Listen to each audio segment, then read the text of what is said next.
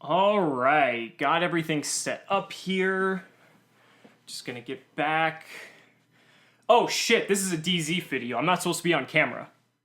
I love PSY-Frame Lord Omega. I've probably said it at least 100 times, but I think that PSY-Frame Lord Omega is probably the best level 8 synchro, if not the best synchro monster in all of Yu-Gi-Oh! But that got me thinking recently on some of the means there are in which to summon PSY-Frame Lord Omega, and that is through the PSY-Framegear monsters themselves. Now, each of the PSY-Framegear monsters basically has an effect that special summons it to the field if you have no monsters, and then it gets out a PSY-Frame driver, and then also has a corresponding effect in addition to that. So PSY-Framegear Gamma is probably the most popular and probably the one you might have heard of the most because it's pretty much the most universal in terms of what it's able to do. It's probably the best one if you had to rate them on a scale, and that's pretty much why you would have heard of it. PSY-Framegear Epsilon is another one that can negate trap cards, whereas Gamma would negate monster effects, and that's really interesting because Epsilon actually had a very brief time in the spotlight because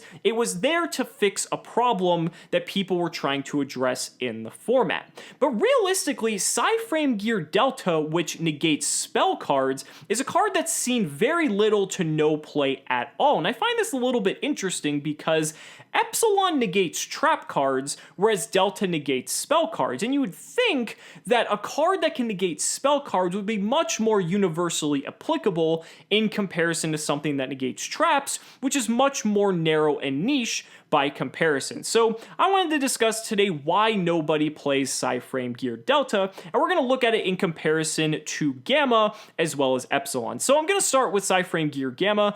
For those of you guys who don't know, basically if you control no monsters, you can special summon out Gamma when your opponent activates a monster effect. You special out a PSY-Frame driver from your deck, you negate the monster's effect, and you destroy that monster. Now, one thing that's really good about a card like Gamma in comparison to something like Delta or Epsilon, when a spell or trap card is played, that card is actually sent to the graveyard unless it's something like a continuous card, but more often than not, it's just a normal spell or a normal trap, so there really isn't any extra use outside of that one-time application. However, monster effects are different because most monster effects are while the monster is on the field, and then the monster is still there for a myriad of different plays that your opponent might want to use. So PSY-Framegear Gamma is particularly effective here because it allows you to not only negate the effect of whatever monster your opponent is using, but allows you to kill off that monster as well, which means they're not going to be able to use it for link material, for synchro material, for Xyz material, hell, even fusion material. Invoked is still a deck, and it's something that definitely needs to be considered. Now, PSY-Framegear Gamma saw a rise in play due to the massive, absurd level of hand traps that people were playing, especially during Spiral format. Now, this makes sense because back then, PSY-Framegear Gamma was realistically the only way to actually handle other hand traps, because this was a way to counter your opponent's hand traps to help make sure that your plays went through. But PSY-Framegear Gamma was actually a very good card whether you were going first or if you were going second. If you were going first and you had Gamma in your hand, you could basically make it that your opponent wasn't going to be able to use something like Ghost Ogre on one of your cards that's already face up, or something like Ash Blossom on something like, let's say, a field spell. Because if your opponent would do that, you could chain the Gamma in response, and since you have no monsters, you're able to get an Omega for basically free, and then you can do the rest of your plays in addition to that. But if you were going second, PSY-Frame Gamma still had its use, and while you might not get the Omega since the cards do banish themselves during the end phase, at the very least you'd be able to stop your opponent with a card that's effectively better than an Effect Veiler, because not only are you negating the effect of that monster, but you're also able to remove that monster from the field, and that's going to give you a much easier time once your turn came around. So it had a lot of use whether you're going first or going second. The biggest issue was just if you had monsters on the field, the card was essentially dead. The other issue is you do have to run a PSY-Frame driver in your deck, which could also be a brick and lead to more inconsistencies, but people felt that it was worth it if they could essentially have a way to negate their opponent's hand traps or monster effects. Now, PSY-Framegear Gamma, while it's a very strong card, eventually got power crept by a card known as Called by the Grave. Now, while Called by the Grave can't be used going second, Called by the Grave is a much better version of PSY-Framegear Gamma if you're going first, because because you don't have to run the PSY-Frame driver in your deck, which means your deck's going to be inherently more consistent, and Called by the Grave basically just did everything that Gamma was used for in terms of hand traps. Also, if you were going first and you had Called by the Grave and your opponent didn't have any hand traps, well, you could just set Called by the Grave and then you have a way to negate your opponent's cards during their turn. So the biggest issue with Gamma was that if you had a monster, Gamma was dead during your opponent's turn, whereas Called by the Grave actually still had some use, basically just by being able to set it, and then you could just go off from there depending on whatever your opponent did. Now this moves us on to PSY-Framegear Epsilon. Now, Epsilon is the one that negates and destroys traps, and this was primarily used for two cards in particular, Trickstar Reincarnation and Dimensional Barrier. Now, Trickstar Reincarnation and Dimensional Barrier at the time, one of the biggest gripes people had is that these cards had very little to just no counterplay whatsoever, because if your opponent went first, set one of these two cards, and now it's your turn, let's say you're playing something like Pendulum Magician, well, if they flipped Dimensional Barrier, there was no card in the game that could realistically deal with getting hit by a Dimensional Barrier, and your turn just basically ended. Same thing with Trickstar Reincarnation. If your opponent had like the Droll combo, for instance, you basically just flat out lost the game from there. So players actually started side decking PSY-Framegear Epsilon so that they were able to go ahead and have a way to potentially negate the Trickstar Reincarnation or the Dimensional Barrier and be able to play if they knew their opponent was going to opt to go first in games 2 or 3.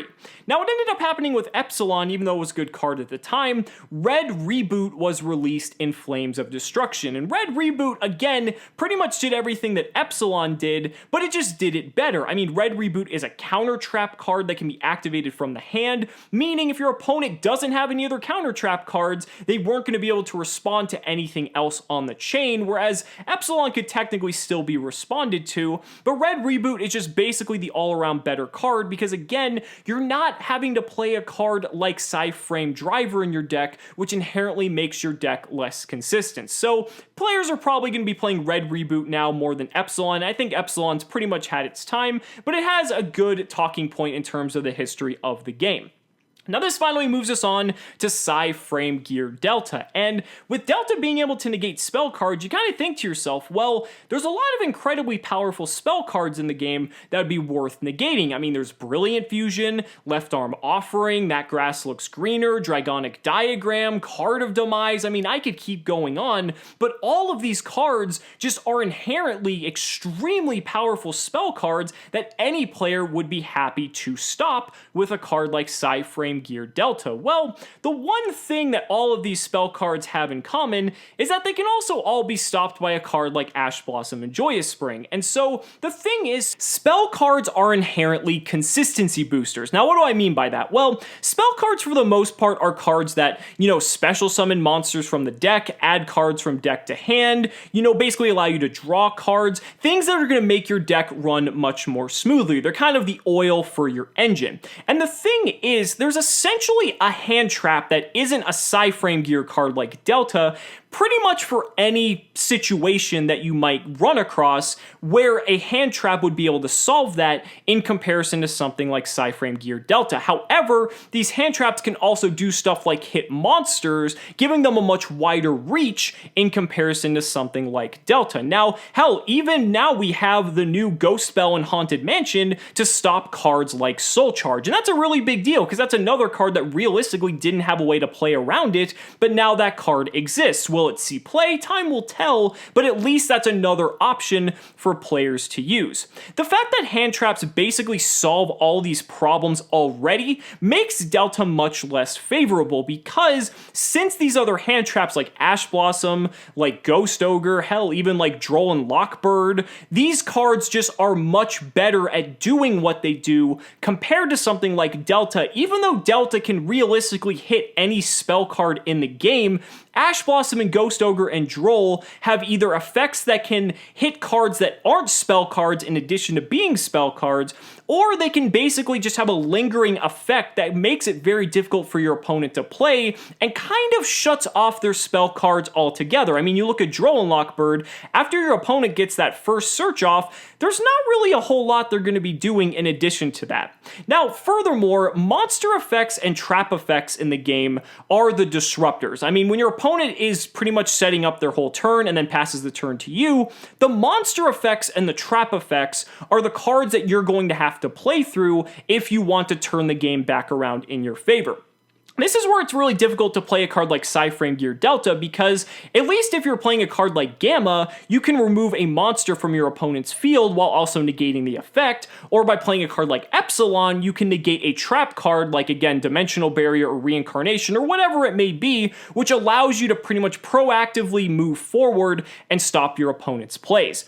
Delta doesn't really work in the same way because the only disruptive spell cards in the game are quick play spells, and even at the moment there's not that many of them. The first one that comes to mind is something like Forbidden Chalice, but then if your opponent's using Forbidden Chalice to negate the effect of your monster, well, you can't even use PSY-Framegear Delta in that instance because that means you control a monster, and PSY-Framegear Delta requires you to control no monsters if you want that effect to go through. So overall, I really think that because hand traps are in the game, and because spell cards aren't inherently disruptive cards, I think that's why PSY-Framegear Delta really just saw no competitive play whatsoever, obviously apart from PSY-Frame decks in general, but I think that's why Gamma and Epsilon in comparison had a much better showing and basically found their role in a format compared to a card like PSY-Framegear Delta. So I really hope you guys enjoyed the video, and we'll see you next time.